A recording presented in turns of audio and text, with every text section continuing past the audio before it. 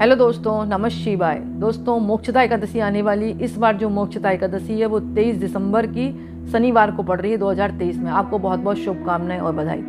दोस्तों, मोक्षा एकादशी पर सब प्रथम जो है भगवान ने अपने मुख से गीता के उपदेश दिए थे, जब महाभारत काल में अर्जुन जो है मतलब अपने पितामह और अपने भाई बंधुओं पर मतलब युद्ध के लिए मना कर रहे थे और सब भाइयों के समझाने पर वो नहीं मान रहे थे। बोले मैं किसको मारूंगा, सिर्फ अपने राजपाट के लिए अपने भाइयों को, दादा को और ये पिताश्री सबको मारूंगा, मैं नहीं मार सकता। वो हताश होकर दुखी होकर बैठ गए थे। तब भगवान ने अपना विराट रूप धारण करके चतुर्भुजाकार बनकर गीता के मुख से उपदेश दिए थे। ये दिन जो है गीता जयंती के रूप में भी मनाया जाता है और ये भी कहा जाता है कि मोक्षदा एकादशी का जो भी व्रत रखता है उसको अनंत गुना फल मिलता है मतलब और अमृत तुल्य मोक्ष की प्राप्ति होती है। तो दोस्तों, इस दिन जो है विधिवत आप पूजा करें, चौकी स्थापित करें, भगवान विष्णु लक्ष्मी जी की प्रतिमा रखें और श्री कृष्ण राधिका जी की विशेष कर पूजा करें, क्योंकि श्री कृष्ण भगवान ने उपदेश दिए थे गीता के।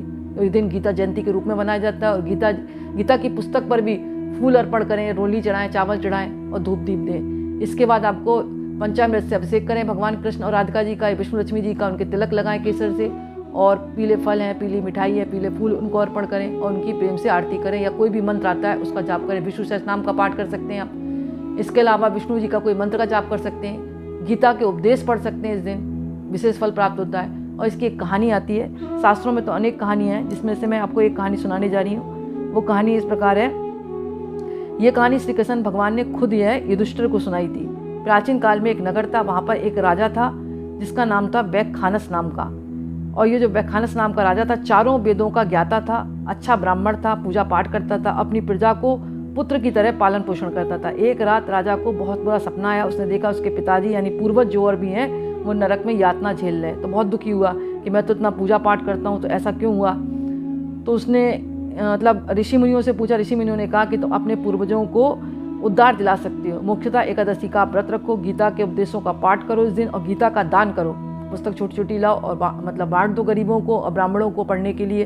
इससे भी उनको उद्धार मिलेगा। और इस दिन आप व्रत रखो, विधिवत व्रत रख के आप जो भी संकल्प करो कि मैं जो ये पूजा का फल अपने पूर्वजों को दूंगा। तो राजा थे, उसने ऐसे किया, अपनी पत्नी के साथ संकल्प किया और मोक्षदा एकादशी का व्रत रखा, गीता का पाठ किया, कहानी को सुना और बाद में उसने अपने पूजा का जो भी फल था वो अपने पितरों के नाम अर्पण कर दिया। इससे क्या हुआ, पितरों को जो है जो नरक में यातनाएं मिल रही थी वो छूटी और उनको पापों से मुक्ति मिली और पूर्वज जो है खुशी होकर, आनंदित होकर उनको आशीर्वाद देकर चले गए। तो ऐसा कहा जाता है अगर कोई ये कथा सुनता है तो उसको भी अनंत गुना फल मिलता है और उसको मतलब नरक में यातनाएं नहीं झेलनी पड़ती।